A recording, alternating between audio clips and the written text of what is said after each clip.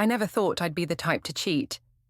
Honestly, I always rolled my eyes at those women on reality TV who threw away perfectly good marriages because they were bored or whatever. Yet, here I am, sitting at my kitchen table, not the granite countertop island I used to have, but a wobbly IKEA thing, clipping coupons while my ex-husband lives in a beachfront mansion. I'm Erica, 33, and this is how I blew up my life because I couldn't appreciate what was right in front of me. 7 years ago, I thought I had it made when I married Sean. He wasn't exactly rolling in money, but he had ambition and this tech startup idea he wouldn't shut up about. Back then, I'd smile and nod whenever he'd go on about algorithms and market disruption over dinner. What I really cared about was that he had potential, the kind my mum always told me to look for in a man. The first few years were decent enough. We bought a starter home in a neighborhood that wasn't my first choice, but had good bones, according to the realtor. Sean converted the spare bedroom into his home office, covering the walls with whiteboards filled with code and business plans. I took a part-time admin job at a local insurance office, more to have something to do than because we needed the money. My paycheck was mine, shopping, girls' nights, spa days, while Sean covered the mortgage, utilities, groceries, and investments in his precious business. That's when things started feeling stale. Sean worked constantly, hunched over his laptop until 2 or 3 in the morning. When I'd complain about feeling neglected, he'd promise things would change once the business took off. "We're building our future," he'd say, like that was supposed to make me feel better about eating dinner alone 4 nights a week. Meanwhile, my friend Melissa was posting photos from Cabo with her husband, who worked half as hard as Sean, but somehow managed to afford twice the lifestyle. Each scroll through my feed made our IKEA furniture and sensible sedan feel more like a prison than a home. When I'd point this out to Sean, suggesting maybe he needed to focus more on our present than some hypothetical future, he'd get this hurt look. "Do you think I enjoy missing dinner, missing time with you? I'm doing this for us," he'd say. But was he really? Because from where I stood, it seemed like he was doing it for himself, for the thrill of building something while I was stuck running our household like his personal assistant. I'd make his coffee, schedule his dentist appointments, and even remind him to call his mother on her birthday, all while he chased his startup dreams, and I vacuumed around his discarded energy drink cans. In public, I was the supportive wife. "Sean's working on something really innovative," I'd tell our friends at dinner parties, placing my hand on his arm just so. But at home, the resentment festered. "Another late night. Shocking," I'd mutter when he'd crawl into bed at 3 a.m., or I'd accidentally vacuum during his important video calls. I should mention that I wasn't always like this. When we first met at a friend's housewarming party, I was genuinely captivated by Sean's passion. He talked about technology with this sparkle in his eyes, and I found it sexy how dedicated he was to his vision. I even defended him to my parents when they asked if he had real job security. But somewhere along the way, that admiration curdled into resentment. His dedication stopped seeming sexy and started feeling like rejection. Looking back, I can see I was testing him, pushing to see how much he'd take before putting me first. The problem was, Sean wasn't playing the game. He'd apologize sincerely, try to make it up with breakfast in bed on Sundays, but then go right back to work mode by noon. He wasn't fighting for my attention. He assumed it was a given that our marriage was solid, while he temporarily focused elsewhere. That's when Daniel started at the insurance office. He was the new sales director, confident, attentive, and most importantly, present in a way Sean hadn't been for years. When I'd mention Melissa's Cabo trip, Daniel wouldn't defend Sean's work ethic like our friends did. Instead, he'd say things like, "A man should know how to balance ambition with keeping his woman happy." Music to my ears. The flirting started innocently enough. Coffee breaks where he'd remember exactly how I took my latte. Text messages about office gossip that gradually became more personal. I found myself checking my appearance before our morning meetings, wearing the perfume that had been collecting dust since Sean stopped noticing. When Daniel invited me to happy hour after work, I told Sean I was going out with the girls. He barely looked up from his computer, just reminding me to text when I was on my way home. The fact that he didn't question it, didn't show a flicker of jealousy, somehow made me even more resentful. Didn't he care enough to wonder, to worry another man might find me attractive? One happy hour turned into regular work events and girls' nights that were neither. Daniel made me feel desirable again, leaning in when I spoke like every word mattered. When his hand first brushed mine across the table, I didn't pull away. When he kissed me in his car, I kissed him back harder than I'd kissed anyone in years. The guilt came in waves, usually late at night when I'd look at Sean sleeping beside me, his face peaceful despite the stress I knew he carried. But I'd push it away by remembering how he'd forgotten our anniversary, or how he'd missed my cousin's wedding for an investor meeting. In my mind, I wasn't betraying him. He'd betrayed me first by breaking the promise of what our marriage should have been. Keeping track of my lies became a part-time job itself. I created a separate email account for messages with Daniel.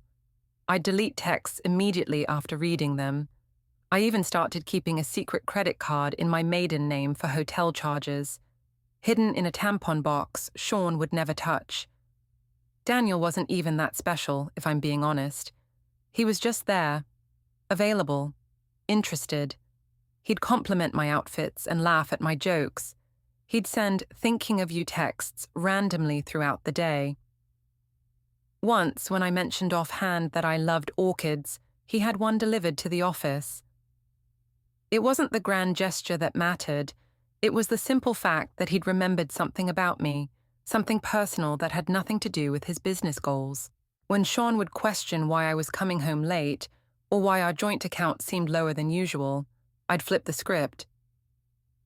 "Why are you monitoring me? Don't you trust me?" I'd snap, watching him backpedal, watching doubt cloud his eyes. "This is exactly why I need space sometimes. You're suffocating me." He'd apologize, and I'd feel simultaneously powerful and hollow. The worst part, I'd use things he'd confided in me against him. Once, early in our relationship, Sean had admitted his ex had cheated on him, how it had destroyed his self-confidence for years. I couldn't trust my instincts afterward, he'd told me. Now, when he'd expressed concern about my changing behavior, I'd throw that back at him. "Are you projecting your insecurities onto me? That's not fair, Sean." Watching him doubt himself became perversely satisfying. For 6 months, I lived this double life. With Daniel, I was the vivacious, underappreciated woman whose boring husband didn't deserve her. With friends, I was the supportive wife, patiently waiting for Sean's business to take off. At home, I was increasingly distant, making Sean work harder for even basic conversation. I should have known something was off when Sean stopped asking where I was going. At the time, I thought I'd finally trained him to give me space. I felt victorious, like I'd won some unspoken competition. In reality, he was quietly gathering evidence, preparing for a confrontation I never saw coming. There were signs, looking back, the way he'd started password protecting his computer, how he'd take phone calls in the backyard instead of his office. I even caught him quickly closing a spreadsheet when I walked in once. But I was so caught up in my own deception that I never considered he might be on to mine. The night everything imploded wasn't marked by dramatic screaming or plate throwing. It was terrifyingly calm. I came home from what I'd claimed was a team-building dinner, actually a night at Daniel's apartment, and found Sean at the kitchen table with a folder and a glass of whiskey. "Sit down, Erica," he said, his voice steady in a way that sent chills down my spine. I played innocent, asking if everything was all right with the business. He didn't answer directly, just opened the folder and laid out hotel receipts, screenshots of texts I thought I'd deleted. Turns out our cloud accounts were synced, and most damning photos of Daniel and me entering and leaving hotels on days I'd claimed to be elsewhere. "I've suspected for months," he said flatly, but I needed to be sure before making any decisions. My first instinct was denial. These could be anyone, I scoffed, though my hands were shaking as I pushed the photos back toward him. The credit card statements are in your name, Erica. The times align perfectly with your supposed girls' nights. There's no scenario where this isn't exactly what it looks like. When denial failed, I switched to tears, a tactic that had always worked before. I cried about feeling neglected, about how his business had come before me for years. You drove me to this, I sobbed. What did you expect when you're never here? For the first time, my tears didn't soften him. He just waited until I ran out of steam, then said, I've spoken with a lawyer. I'll be filing for divorce tomorrow. You have 3 days to find somewhere else to stay. You can't just kick me out of my own house, I shouted, panic rising. Our house, he corrected. The house I paid for while you spent your money on hotels with Daniel. Check the deed. It's in my name. That night, as I frantically packed a suitcase, I still believed I could fix things. Sean was angry now, but he'd calmed down. He'd remember our history, how good we were together before his startup consumed him. I'd end things with Daniel, promise to try harder. We'd get counseling, rebuild trust. It was just a matter of weathering the storm. I couldn't have been more wrong. The divorce papers arrived by courier 2 days later at my friend's apartment, where I was staying. Reading through them felt like being doused in ice water. Sean wasn't just ending our marriage. He was cutting me off completely, protected by agreements I barely remembered signing. Early in our marriage, when Sean's business was first taking shape, he'd asked me to sign papers that would protect our future. I'd skimmed them while watching TV, annoyed at the interruption. Those papers, it turned out, included a post-nuptial agreement specifying that his business and its assets remained his sole property in the event of divorce, especially divorce resulting from infidelity. When I called Sean screaming about how he'd tricked me, he responded with eerie composure. You should have read what you were signing, Erica. I didn't trick you. I protected myself. I hired a lawyer, convinced I could challenge the agreement, get half of everything, including his precious business. My lawyer, after reviewing the documents, gave me the unvarnished truth. This postnup is ironclad. Given the documented infidelity, you're lucky he's offering the settlement he is. That generous settlement, 3 months of living expenses and our second car. No alimony, no ongoing support, nothing from the business I'd suffered through for years. When I tried arguing that I'd supported him emotionally, my lawyer laughed. The judge won't care about emotional support when there are pictures of you entering hotels with another man. What hurt most wasn't losing Sean. It was losing the lifestyle I'd grown accustomed to. The house I'd decorated, the neighborhood I'd established connections in, the financial security that let me work part-time while spending without worry. I'd taken all of it for granted, assuming it was my right rather than a privilege built on mutual trust. I thought my friends would rally around me, but Sean had been methodical there too. He didn't bash me publicly or turn them against me with emotional pleas. He simply showed select people the evidence. My texts arranging meetups with Daniel, receipts from dinners on nights I'd claimed to be with the girls. Those same girls were now ignoring my calls, their loyalty evaporating when they realized I'd used them as alibis. Even Daniel disappeared when things got messy. Turns out he wasn't interested in being dragged into divorce proceedings or supporting me financially. This has been fun, he texted, but it's getting complicated. I think we should cool things off. Just like that, I'd lost my marriage, my backup plan, and most of my friends in one catastrophic cascade. The divorce was finalized in record time. I moved into a 1-bedroom apartment that cost twice what our mortgage had been, forced to take a full-time position at the insurance company, awkwardly working alongside office mates who knew exactly why my marriage had imploded. For the first time in years, I had to budget, to think twice before ordering takeout or buying new clothes. Meanwhile, Sean seemed to vanish from my life completely. Our mutual friends stopped mentioning him around me. His social media went quiet, then private. It was as if he'd decided that completely erasing me from his life was the best revenge. I tried dating again after a few months, mostly to prove to myself I was still desirable. There were a few men who seemed promising at first, a pharmaceutical rep, a divorced attorney, but none stuck around long. I'd made a habit of looking for what men could provide rather than who they were, and that approach doesn't lead to lasting connections. Plus, I had trust issues now. If Sean could meticulously gather evidence against me for months while seeming oblivious, how could I trust anyone's facade? I convinced myself he must be struggling too. His business had always been on shaky ground, and surely the emotional toll of our divorce would impact his work. I pictured him in our old house, eating microwave dinners, finally realizing what he'd lost when he chose his startup over me. This narrative kept me going through those first lean months of independence. Then came the turning point. 3 years after our divorce, I was standing in line at the pharmacy, a stack of coupons clutched in my hand, something I'd once mocked budget shoppers for, when I overheard 2 women talking behind me. "Did you see that profile on Sean Ellis in Tech Innovator magazine? 30 under 40 list, $8 million acquisition deal." My heart stopped. They had to be talking about a different Sean Ellis. My Sean's business had been struggling, barely breaking even when we were together.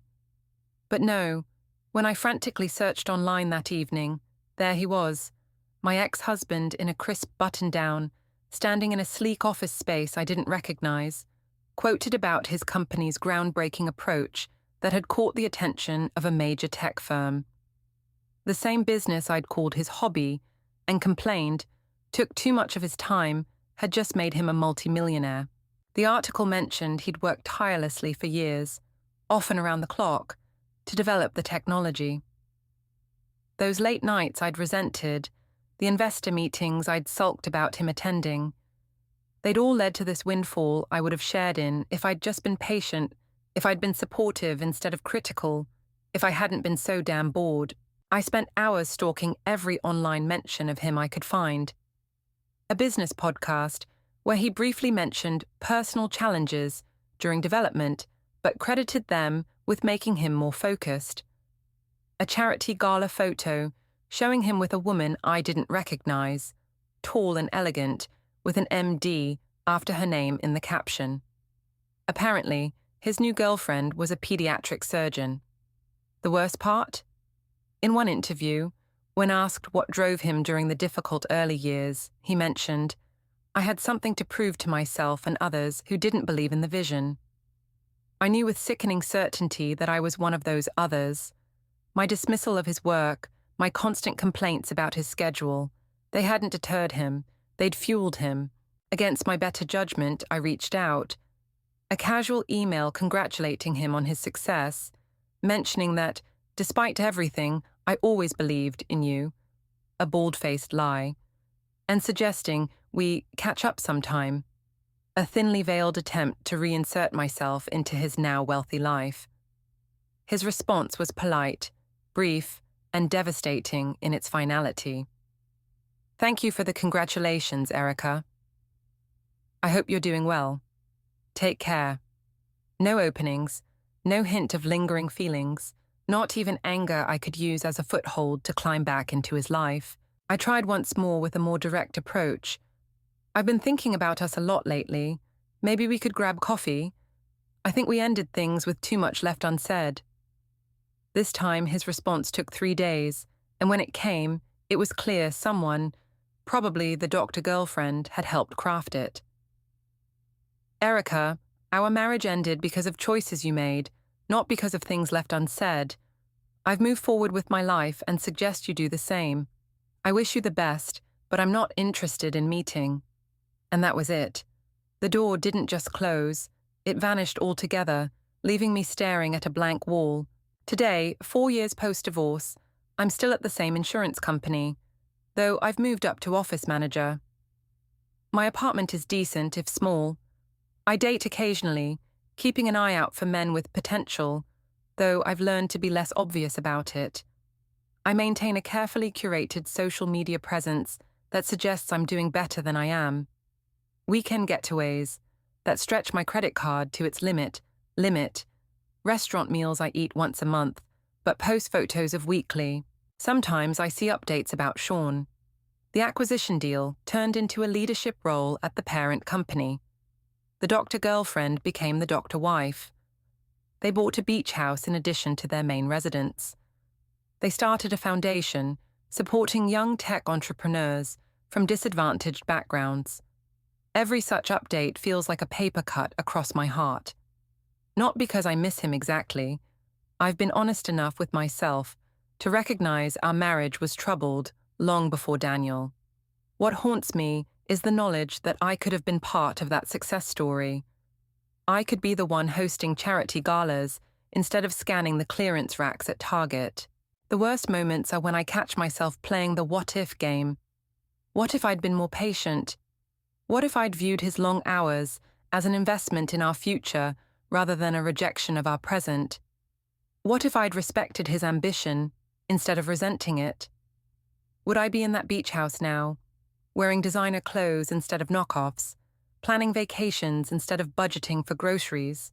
But here's the thing, I'm not sure I would have done anything differently, even knowing the outcome.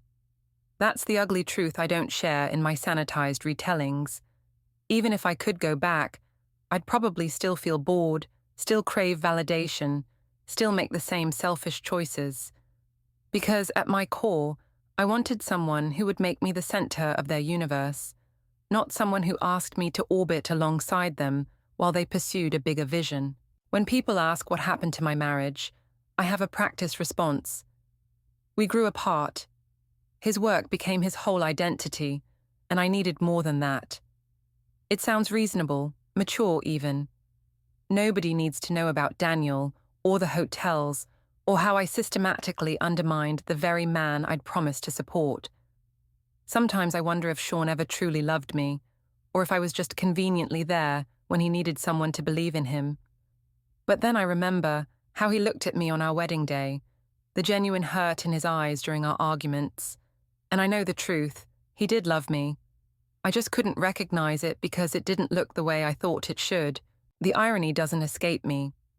I cheated because I was bored, because I wanted excitement and validation. Now my life is a monotonous struggle to maintain appearances while stretching my paycheck to cover basic necessities. Meanwhile, Sean's life, the one I found so tediously focused on work, has become exactly the adventure I always wanted. Last week, I was at the grocery store, scrutinizing my coupons while the cashier waited impatiently. The woman behind me in line was scrolling through her phone, and I caught a glimpse of her screen.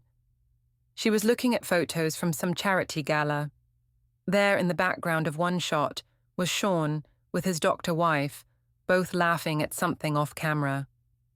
They looked genuinely happy, comfortable in their success and with each other.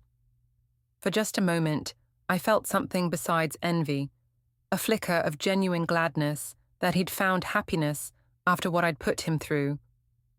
But that sentiment quickly drowned under the familiar wave of self-pity. That could have been me in the photo. Should have been me. If there's a lesson here, it's not the one from fairy tales where the cheater gets their comeuppance and learns the value of honesty. It's more complicated and far less satisfying.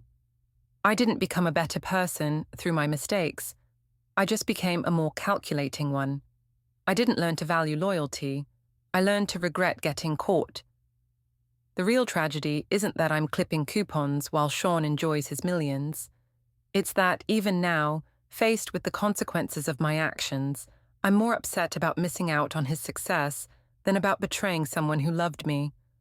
I don't miss Sean. I miss the lifestyle his success would have given me. So here I sit, sorting coupons by expiration date, planning my grocery trip with military precision to stretch my dollars. Meanwhile, the man whose dreams I mocked is living the life I always felt entitled to.